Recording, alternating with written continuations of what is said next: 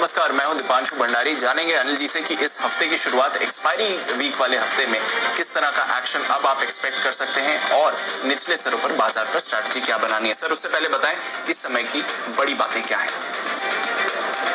बिल्कुल, और अब तक बाजार में जो मजबूत शुरुआत हुई, इस मजबूत शुरुआत के बाद ऊपरी स्तरों से आती दिखी है मुनाफा वसूली। निफ्टी कमजोर है 14,650 के करीब, इंट्राडे में 14,600 के नीचे भी फिसला है। सेंसेक्स 3.5 अंक नीचे, लेकिन बैंक निफ्टी बैंकिंग शेयरों में सुबह लग रहा था कि अच्छी मजबूती स्पेशली एनबीएफसी में होती हुई दिख रही, लेकिन उसके बाद यहाँ पर तेज गिरावट आती हुई दिखी और 700 अंक बैंक निफ्टी लुढ़कता हुआ दिखा है ऊपरी स्तरों से। ऑटो शेयरों में सबसे ज्यादा बिकवाली है, ऑटो इंडेक्स 1 से 2% नीचे है। Pharma, real estate, FMCG, IT शेयरों से थोड़ा सहारा मिलता हुआ दिख रहा है। ये सारे इंडेक्स 1 से 2% की मजबूती दिखा रहे हैं। वहीं डाउ फ्यूचर्स 100-125 अंक नीचे कमजोर ट्रेड करते दिख रहे हैं और यूरोप में नुकसान है लगभग 0.5% का। तो यानी कि पूरी तरह से आप कह सकते हैं कि दुनिया भर के बाजारों से हल्की कमजोरी का संकेत है। शुक्रवार को डाउ नीचे बंद हुआ था, आज पूरे दिन भर डाउ फ्यूचर्स नीचे ट्रेड करते हुए दिख रहे हैं और यही वजह कि सुबह मजबूत शुरुआत को भारतीय बाजार ऊपरी स्तरों पर होल्ड नहीं कर पाए। दीप बिल्कुल सर, और सवाल भी यही बन रहा है सर, किस तरह से इस गिरावट को देखें, क्योंकि ग्लोबल मार्केट्स भी कमजोर हैं पर हम उससे कई ज्यादा गिर रहे हैं।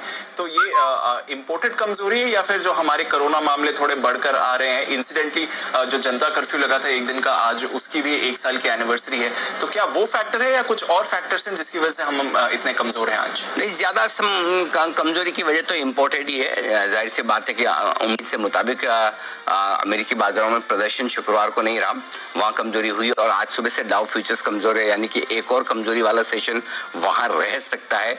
और ऐसा नहीं कि सिर्फ डाउ फ्यूचर्स कमजोर है, बल्कि आप देखिए लगभग सारे बाजार जो खुले हैं वहां पर सुस्ती और हल्की कमजोरी का माहौल है। तो पूरी तरह से वहां से आपको ज्यादा संकेत आते हुए दिख रहे हैं। जहां तक हमारा अपना सवाल है, इसमें कोई डाउट नहीं कि कोरोना को लेकर चिंताएं हैं और लॉकडाउन और जो प्रतिबंध बढ़ते हुए नजर आ रहे हैं उसको लेकर डर भी है, लेकिन उसकी वजह से बाजार गिरने होते तो शायद पहले ही गिर जाते या ज्यादा भी गिर जाते। लेकिन मुझे लगता है कि जब एक खराब खबर हो आपके पास कि विदेशी बाजार उतने मजबूत आपके लिए दिख नहीं रहे, तो फिर आपको दूसरी चीजें और नजर आने लगती है। तो जो कुछ भी तेजी एफआईएस की दमदार खरीदारी की वजह से आपको देखने को मिली थी शुक्रवार को और आज सुबह पहले हफ्ते में, वो थोड़ी सी अब ठंडी पड़ती हुई दिख रही है। तो मुझे लगता है कि अगर बचे हुए समय में जो 101 पॉइंट नीचे डाउ फ्यूचर्स ऊपर है, फर्ज करें कि ये बदलकर हरे निशान में आ जाए, थोड़ी मजबूती दिखा दे, तो अनडाउटेडली बाजार वापस ऊपर आ जाएंगे, तब आपको कोरोना याद नहीं आएगा। तो मेरा ये मानना है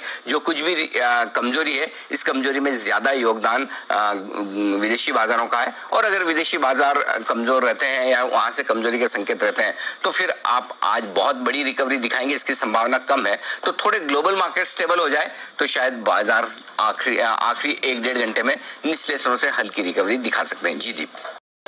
बिल्कुल सर, तो नजर रखेंगे ग्लोबल मार्केट्स पर और यहाँ से अगर स्टेबल भी होते हुए दिखे तो आपको और बढ़िया एक्शन दिखेगा।